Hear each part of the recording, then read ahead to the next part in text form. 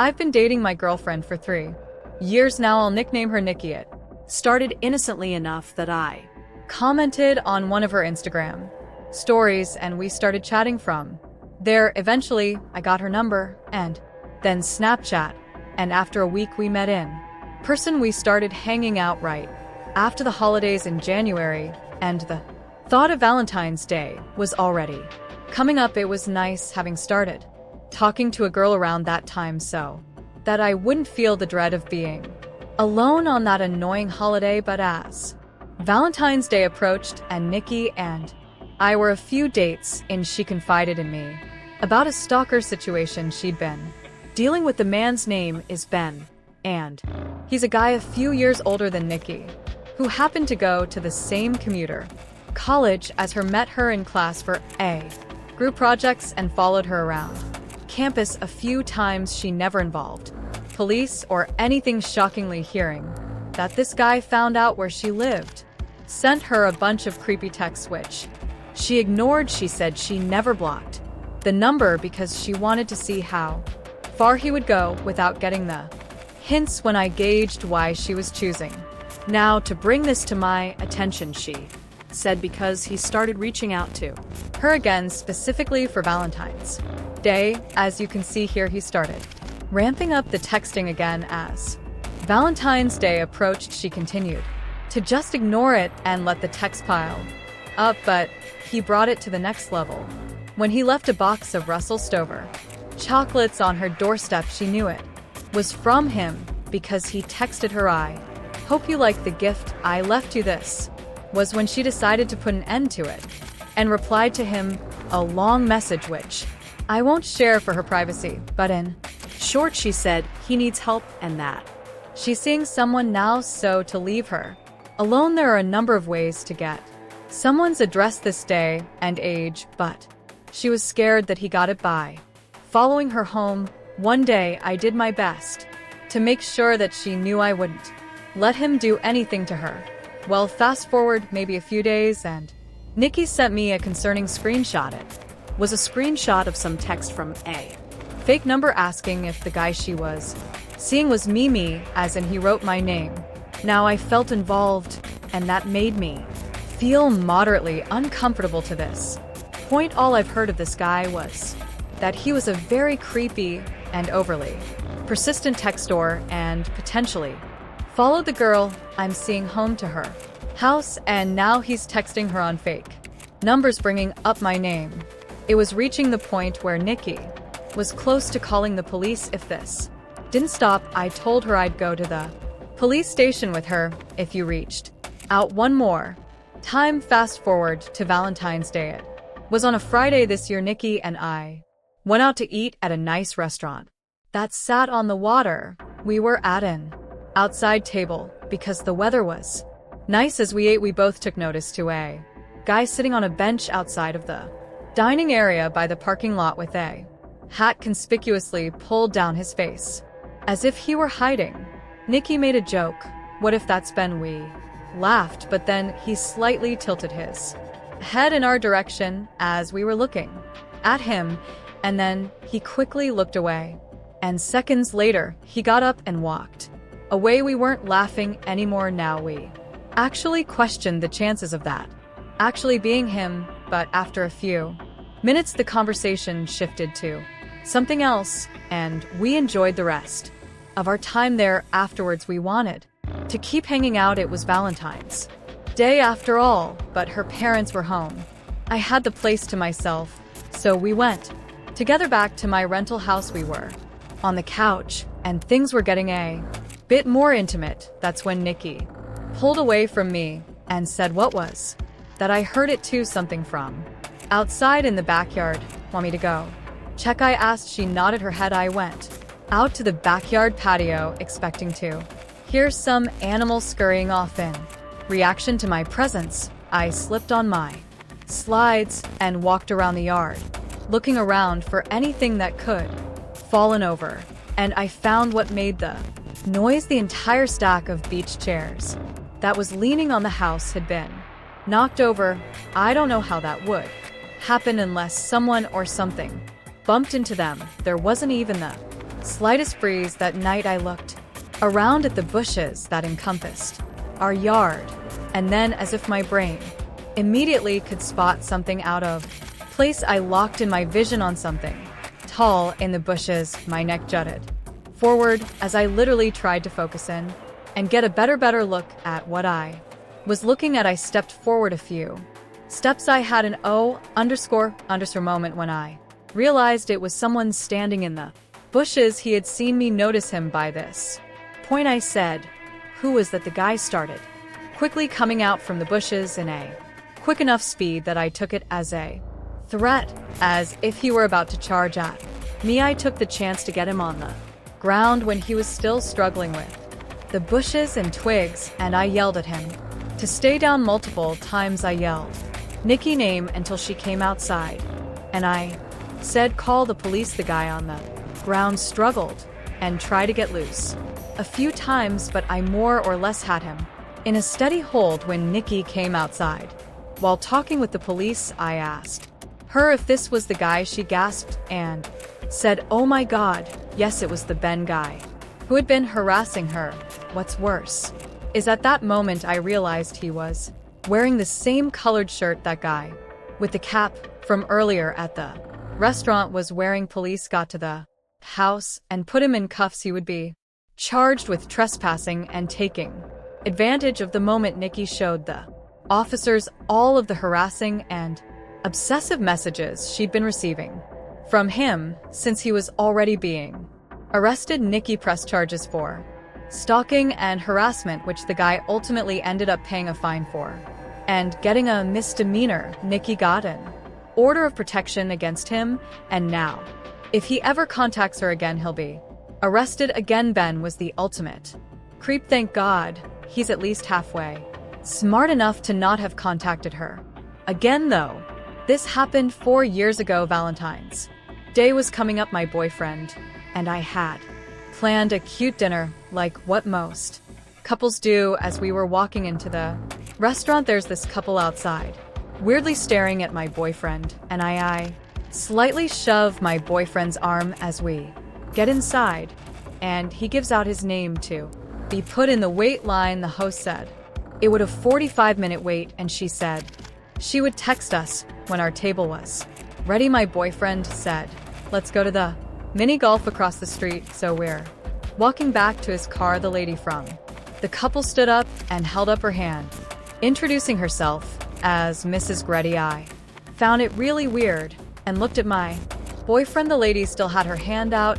I wasn't trying to be rude. I gave her a shake. The lady went on to explain that her and her husband think we're a great-looking couple, and they're photographers, and think we would make great photos, and to follow them to the studio, as she believes the wait time will be long. She goes on to say that she has no card on her, but their place was a 5-minute drive away, and they could take us there as well. Red flags are going off, and my boyfriend politely declines and lets her know we have things to do. The look was still one of the most haunting looks ever, as she smiled and sat down next to the husband. As we get in the car, I told my boyfriend how creepy that interaction was and how the husband didn't even say a word.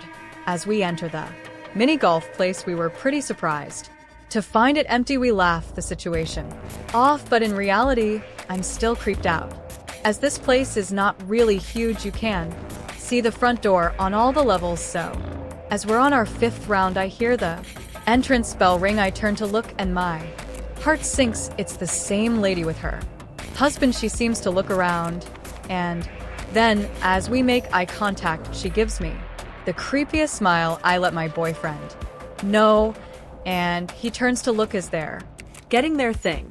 I tell my boyfriend I'm uncomfortable, and we should just go wait in the car, as 15 minutes have passed already, so it wouldn't be much longer. He agrees, and we turn around, and they're right behind us, giving us the widest smiles. Crazy how we both came to this spot, said Mrs. Gretty.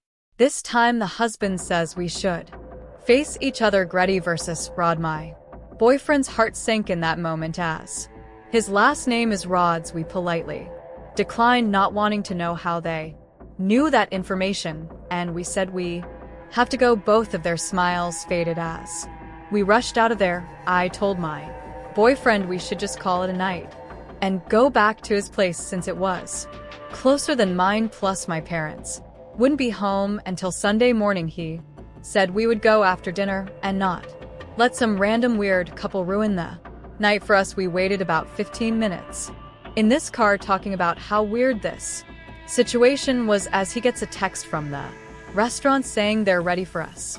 We eat dinner and he insists on paying today since it's Valentine's Day. As we usually split the bill, he goes to the bathroom, and as I'm waiting I thought I saw that lady peeking out from around a corner. I convinced myself it was just in my head. My boyfriend gets out and is ready to go. Now to get to his place you have to take this long road surrounded by trees. As we start the drive, we notice a car following behind.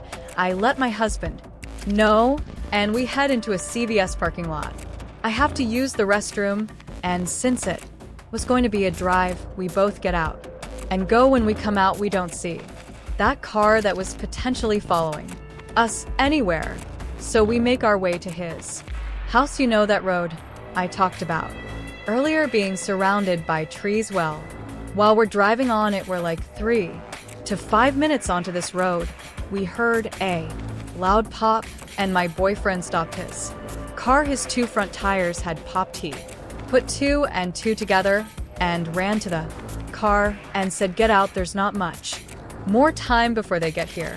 He cut his engine and turned off the lights and locked the door. I was so scared and confused, not knowing what was going on. I told him we should wait in the car. He quickly got me and we ran into the woods. He told me to shush. We were hiding behind some trees and bushes. While we hid, he called the cops and quickly explained where we were at and what was happening. The operator asked to stay on the line and the cops would be here in a couple minutes. He said he couldn't stay on the line and hung up. As we stayed laying down, we heard a car engine coming up. My boyfriend said to lay flat, as he did too. We heard the engine to the car stop, and we heard the familiar voice of Mrs. Gretty, if that was even her real name. She yelled _3. Took too long. We heard a car door close, and then a car quickly speed away. We stayed down until the cops got there, which was about 2 minutes later. We explained the situation and got told we would be contacted if something came up. I called my sister to come pick us up, and he called the tow truck for his car. 4 years later, nothing has come up on it, and we never found out what they wanted or who they were. We're now married with a crazy story to tell our music kids. During the fall 2018 semester, I was doing some online classes through a pretty prestigious college, but I knew that I would transfer to my hometown 4-year university for the winter semester. I still wanted to make some new friends, though, so that I wouldn't feel alone, and maybe along the way it would be nice to meet someone to date, which is what happened. I met this girl through Tinder. She was really cool, and we had a lot in common. Long story short, we started dating, and we had a lot of fun together. She wasn't from my hometown, and I had noticed that after she came back from Thanksgiving break, the way she behaved and her attitude had changed. She was always on the more sarcastic side, but now it just seemed mean. For example, the playful, flirtatious teasing had become way more aggressive. There was no physical harm. I should say that it was just the kind of teasing that shouldn't be happening in a relationship. I just brushed it off as stress due to finals approaching. She eventually went back home for winter break. We always found ways to stay in touch every day, such as text, snap, and occasional FaceTime, either once or twice a week. Once the winter semester started, I moved into an apartment because the dorms didn't seem that fun, and I had found something nice that was surprisingly cheap. Literally the night of the first day of classes, we decided to break up. Like I said, she was from a different state and she was having a lot of trouble being away from home because She missed her family friends and pets A lot besides me and her roommate who she didn't really get along with. She barely knew anybody in town. She was just such a shy person, and that's not a bad thing. But like I said, she didn't have a lot of friends to surround herself with, so she just wanted to be by herself all the time, so it was a nice exit out without having to be the one that did the dumping, because that kind of stuff just gives me too much stress and anxiety. A few weeks went by, and each day I felt a little less sad, because when I looked back on the relationship, there were a bunch of issues that I had overlooked. It was the week leading up to Valentine's Day, and I was kind of sad because I had some fun things planned that I wanted to surprise my girlfriend with. I decided that maybe for that week I would reactivate my Tinder account, really to see if I could get a match and possibly hang out with someone on the holidays, so I wouldn't be alone, because most of my friends had their own boyfriends and girlfriends. I did about 2 days before the holiday, and I got some matches after a few hours of having the app. One chatted with most of them and asked what their Valentine's Day plans were, and not to my surprise, they were all going out to bars. Personally, that lifestyle isn't really my thing. It just doesn't seem that fun to me, but I always use it as a last resort, and I wasn't that desperate yet. I eventually started texting with a girl named Alex who wasn't into that stuff either. She would rather stay in and watch movies, which is what I would rather be doing too. She even had the same major as one of my best friends and was taking some of the classes he was taking, but she didn't know if they had classes at the same time, since they had just started, and she was trying to figure out everyone's names. The best way to describe Alex is that she had shoulder-length blonde hair, cute glasses, freckles, and bright blue eyes. After texting for about an hour, I got her Snapchat, and we moved the conversation there. I asked if she would want to hang out on Valentine's Day, and she was down. So it was Valentine's Day 2018, which had fallen on the Thursday of the week. Luckily, I didn't have any Friday classes, and Alex said she would skip her Friday morning class so we wouldn't feel pressured to end the night so early. The first part of the night went pretty smooth. We got some McDonald's, saw a movie, and then walked around the downtown area for a while. To spare you the details, we eventually went back to my apartment and had sex, and to be honest, everything went great. She asked if she could spend the night because it was snowing out and her place was about a 10-minute walk away, so of course I told her she could stay. We eventually fell asleep around 1 a.m. I'm a pretty light sleeper, especially when there's someone else in the bed with me. Around 3 a.m. Alex woke me up as she was getting out of the bed, but I didn't make her aware that she woke me up. It was pretty dark in the room, but I could see that she was walking towards the bathroom. She turned the light on and shut the door so that it wouldn't seep into the bedroom. I was very tired, so I just went back to sleep. I awoke again around 5:30 a.m. and to my surprise, Alex wasn't in the bed next to me. I turned to see if she was still in the bathroom, but I couldn't see the outline of the light, so that meant it was turned off. I wasn't in too much of a shock, yet I was just curious as to where she was, so I sat up and grabbed my phone off my bedside table. I didn't have any texts from her saying that she had left, but I was able to see that the clothes she'd been wearing earlier were still on the ground next to mine, so she was still here somewhere. I then heard a creak come from the other side of the bedroom. I could see that Alex was just standing in the corner back facing toward me. I was really freaked out. I quietly called out her name and asked if she was okay, but there was no response. I turned on the lamp I had on the bedside table. It didn't create too much light, but there was enough. I got out of bed and walked over to her. She was just standing there, not even moving. I was so creeped out, but I wanted to see what was Going on, I gently placed my hand on her shoulder and said her name again. And there was no response. There were 10 seconds of silence, and right as I was about to say her name one more time, she turned around at an inhuman speed and started screaming like a maniac and hitting me. It wasn't the hardest of hitting, but I'm kind of a skinny guy, so it hurt a bit. The scariest part is there was no emotion on her face at all. I backed up and fell over onto my bed, and she followed me, still screaming and hitting me. After about 30 seconds of this happening, she ran over to her clothes, grabbed them, and ran out of my apartment. I got off the bed and ran to my front door, which was left wide open, and she was gone. I shut it and locked it. I then noticed there was a horrible smell coming from the bathroom. The door was shut, and when I opened it, the horrible stench came out. I turned on the light and found the room in a mess. The shower curtain was ripped off, my medicine bag had been thrown on the ground, and my floor was wet. The worst part was that she defecated and smeared it on the mirror. I called the police immediately, and they sent an officer to my place.